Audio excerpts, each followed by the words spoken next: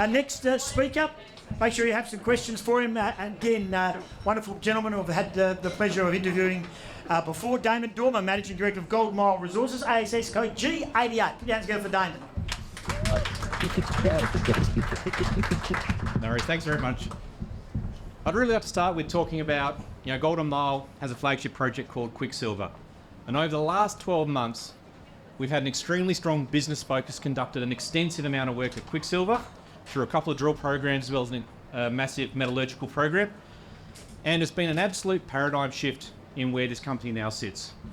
So what have we done?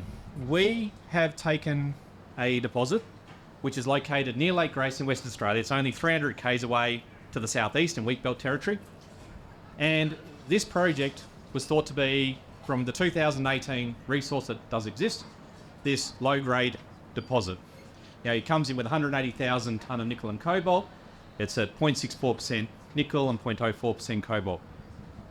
What has changed and what is so significant is we have been through a process that has identified multiple high-grade, high-quality products from what we generate. So what I'm talking about is we are now in a position where we are getting a high-grade nickel product off our vermiculite, which is getting up to 4.5% nickel. Now, to give context around that, some great rules of thumb, and I always like to talk rules of thumb when talking different metals and things, is that about 2.5 grams per tonne of gold, when you look at pricing, is about the equivalent of 1% nickel.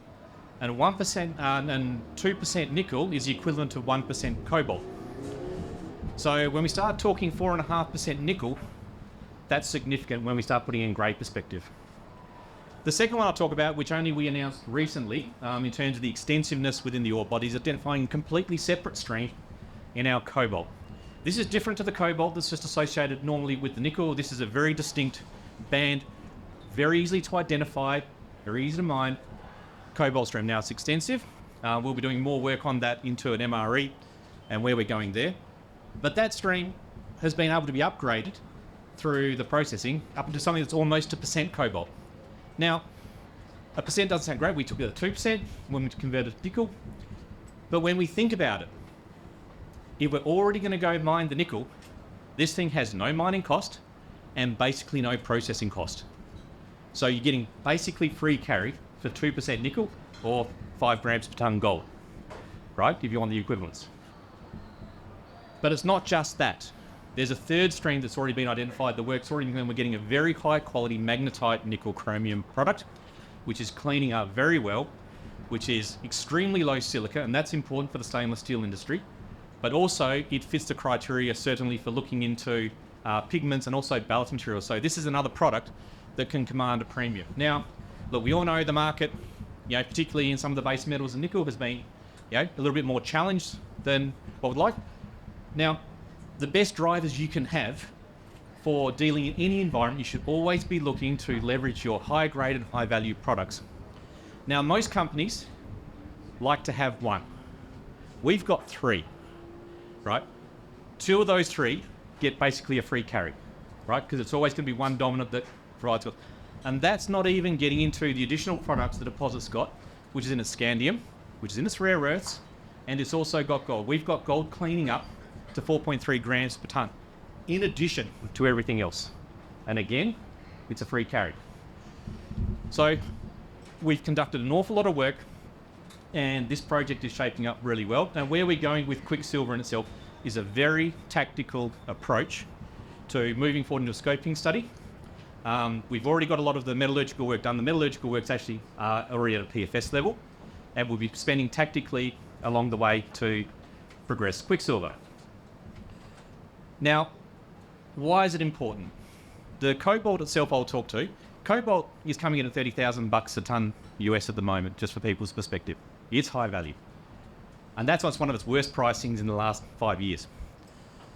The cobalt itself also has an extremely advantageous nickel to cobalt ratio, which still suits the battery minerals. It's actually very advantageous in the battery minerals. They will need to actually dilute it down to get to the right ratios of nickel and cobalt, which makes it an extremely desirable product.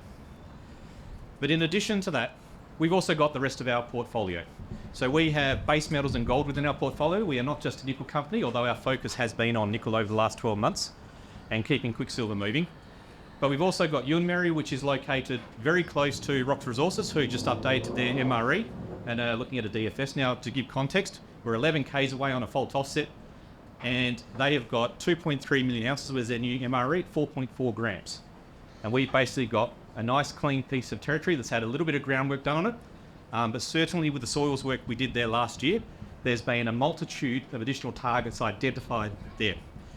Well, Ewan over the last 12 months hasn't had a lot of attention to it because our priority's been on Quicksilver and then our secondary Ewan, but certainly we'll be looking at how we advance assess Yarramby into the picture as well. We are going to keep away from lithium, although we do have lithium tenements.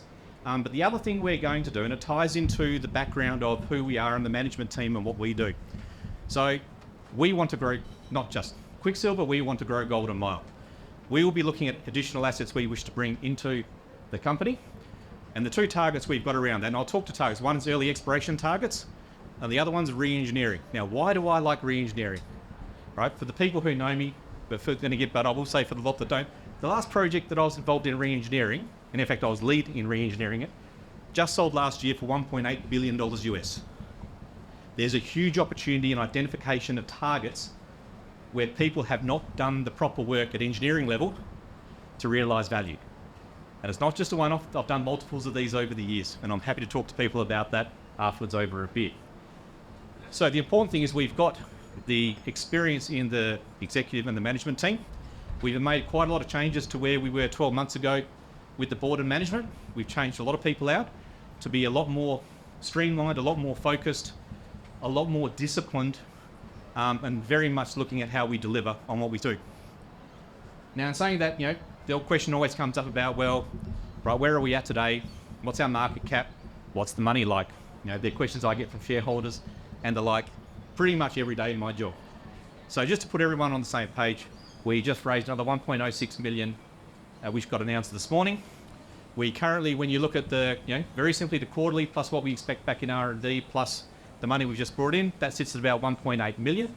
So we're seeing just a bit below 2 million. Our market cap is only 5 billion.